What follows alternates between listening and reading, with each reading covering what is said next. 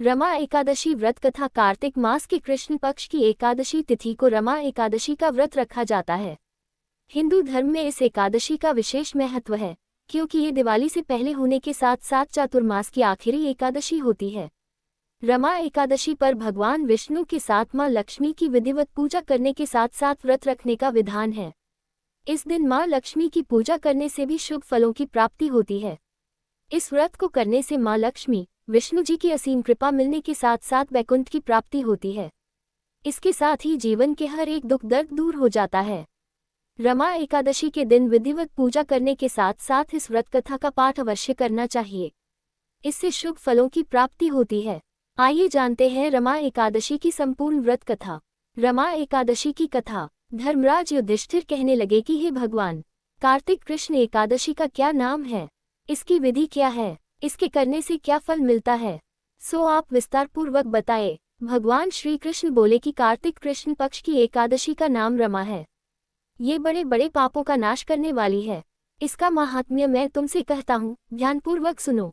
हे राजन, प्राचीन काल में मुचकुंद नाम का एक राजा था। उसकी इंद्र के साथ मित्रता थी और साथ ही यम, कुबेर, वरुण और विभीषण भी उसके मित्र थे।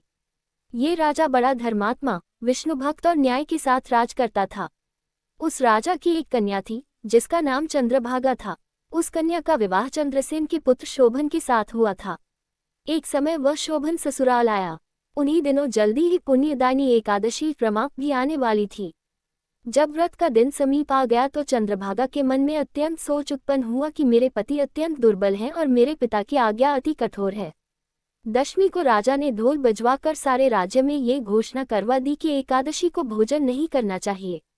ढोल की घोषणा सुनते ही शोभन को अत्यंत चिंता हुई और अपनी पत्नी से कहा कि हे प्रिय, अब क्या करना चाहिए, मैं किसी प्रकार भी भूख सहन नहीं कर सकूंगा।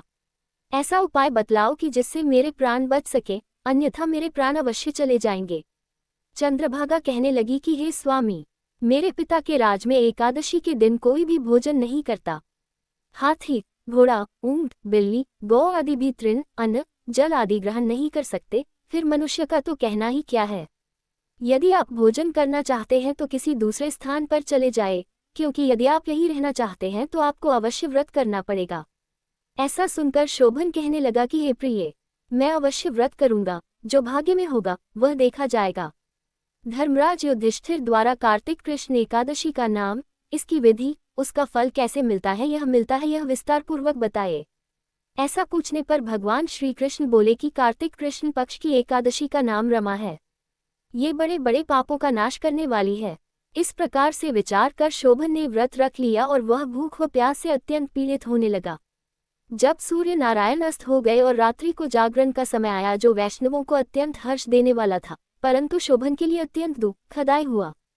प्रातःकाल होते शोभन के प्राण निकल गए। तब राजा ने सुगंधित काष्ठ से उसका दाह संस्कार करवाया, परंतु चंद्रभागा ने अपने पिता की आज्ञा से अपने शरीर को दग्ध नहीं किया और शोभन की अंत्येष्टि क्रिया के बाद अपने पिता के घर में ही रहने लगी। रमा एकादशी के प्रभाव से शोभन को मंद्राचल पर्वत पर धन धान्य से युक्त तथा शत्रुओं से रहित एक सुंदर देवपुर प्राप्त हुआ। वह अत्यंत सुंदर रत्न और वैदुर्यमणि जटित स्वर्ण के खंभों पर निर्मित अनेक प्रकार की स्फटिक मणियों से सुशोभित भवन में बहुमूल्य वस्त्राभूषणों तथा छत्र व चंवर से विभूषित गंधर्व और अप्सराओं से युक्त सिंहासन पर आरूढ़ ऐसा शोभायमान होता था मानो दूसरा इंद्र विराजमान हो। एक समय मुचुकुंद नगर में रहने वाले एक सोम शर्मा नामक ब्राह्मण तीर्थ यात्रा करता हुआ घूमता घूमता उधर जा निकला और उसने शोभन को पहचान कर कि यह तो राजा का जमाई शोभन है, उसके निकट गया। शोभन भी उसे पहचान कर अपने आसन से उठकर उसके पास आया और प्रणामादि करके कुशल प्रश्न किया। ब्राह्मण ने कहा कि राजा मुचुकुंद और आपकी पत्नी कुशल से हैं। नगर में भी सब प्रकार से कुशल हैं, परंतु हे राजन, हमें आश्चर्य हो रहा है। आप अपना वृतांत कहिए कि ऐसा सुंदर नगर जो न कभी देखा न सुना, आपको कैसे प्राप्त हुआ। तब शोभन बोला कि कार्तिक कृष्ण की रमा एकादशी का व्रत करने से मुझे यह नगर प्राप्त हुआ, परंतु यह स्थिर है। ये स्थिर हो जाए ऐसा उपाय कीजिए।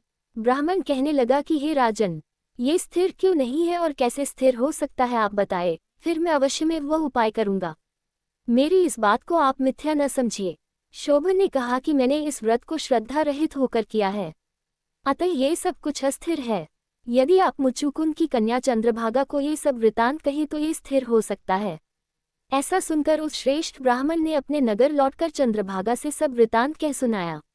ब्राह्मण के वचन सुनकर चंद्रभागा बड़ी प्रसन्नता से ब्राह्मण से कहने लगी कि हे ब्राह्मण, ये सब बातें आपने प्रत्यक्ष देखी है या स्वप्न की बातें कर रहे हैं?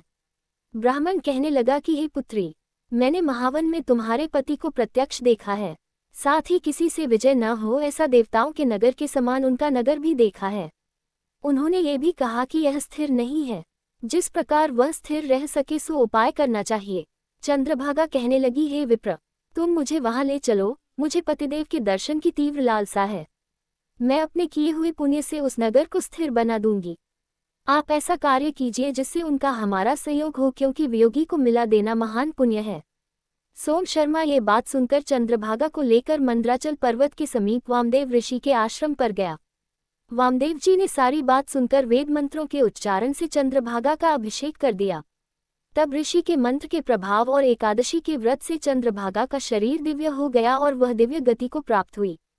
इसके बाद बड़ी प्रसन्नता के साथ अपने पति के निकट गई। अपनी प्रिय पत्नी को आते देखकर शोभन अति प्रसन्न हुआ और उसे बुलाकर अपनी बाईं तरफ बिठा लिया। चंद्रभागा कहने लगी कि हे प्राणनाथ, आप मेरे पुण्य को ग्रहण कीजिए। अपने पिता के घर जब मैं 8 वर्ष की थी तब से विधिपूर्वक एकादशी के व्रत को श्रद्धापूर्वक करती आ रही हूँ। इस पुण्य के प्रताप से आपका यह नगर स्थिर हो जाएगा तथा समस्त कर्मों से युक्त होकर प्रलय के अंत तक रहेगा। इस प्रकार चंद्रभागा ने दिव्य आभूषण और वस्त्रों से सुसज्जित होकर अपने पति के साथ आनंदपूर्वक रहने लगी। हे राजन, यह मैंने रमा एकादशी का महात्म्य कहा है। जो मनुष्य इस व्रत को करते हैं उनके ब्रह्म हत्यादि समस्त पाप नष्ट हो जाते हैं। कृष्ण पक्ष और शुक्ल पक्ष दोनों की एकादशियां समान हैं, इनमें कोई भेदभाव नहीं है, दोनों समान फल देती हैं। जो मनुष्य इस महात्म्य को पढ़ते अथवा सुनते हैं वे समस्त पापों से छूटकर विष्णु लोक को प्राप्त होता है।